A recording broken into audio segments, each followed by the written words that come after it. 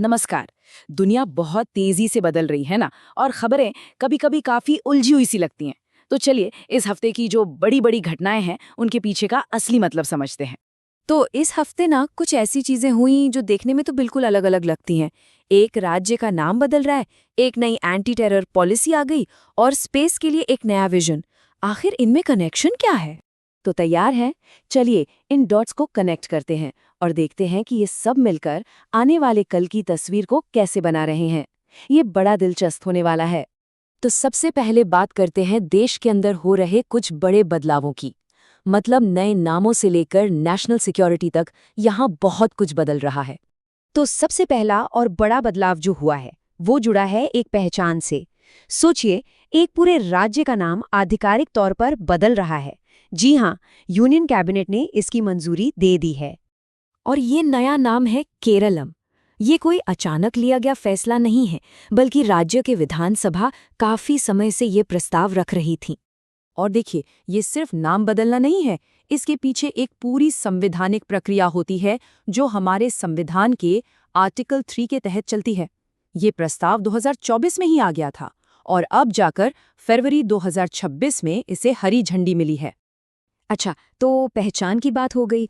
अब जरा सुरक्षा की तरफ बढ़ते हैं, क्योंकि यहाँ भी ना भारत अपनी रणनीति में एक बड़ा और कह सकते हैं कि एक ज्यादा प्रोएक्टिव बदलाव ला रहा है।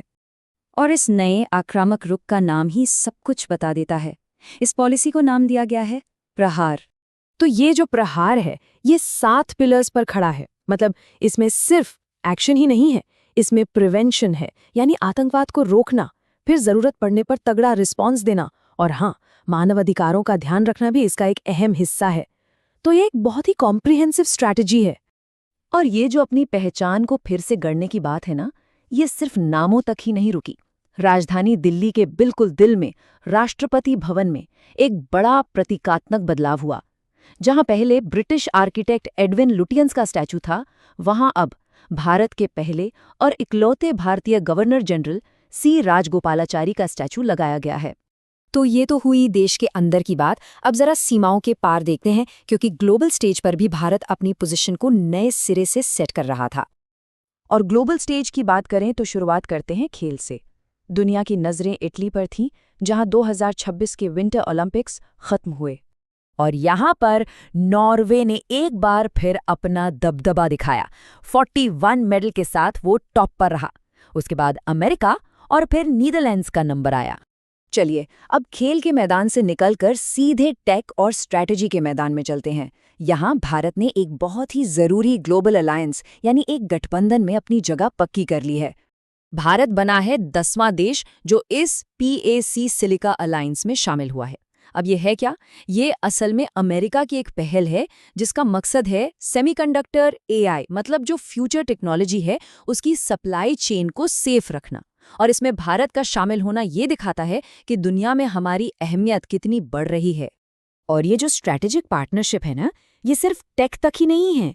इसी हफ्ते भारत ने अपने पार्टनर्स के साथ बड़े मिलिट्री एक्सरसाइज भी किए, जैसे अमेरिका के साथ हिमाचल में वज्र प्रहार और जापान के साथ उत्तराखंड में धर्मगार्जन। ये सब दिखाता है कि हमारे डिफेंस रिलेशन कितने मजबूत हो रहे हैं। तो ये जो अलायंस हैं, ये मिलिट्री ड्रिल्स हैं, ये सब असल में टेक्नोलॉजी में आगे निकलने की एक बड़ी रेस का हिस्सा हैं। तो सवाल ये है कि भविष्य की इस दौड़ में हम कहाँ खड़े हैं?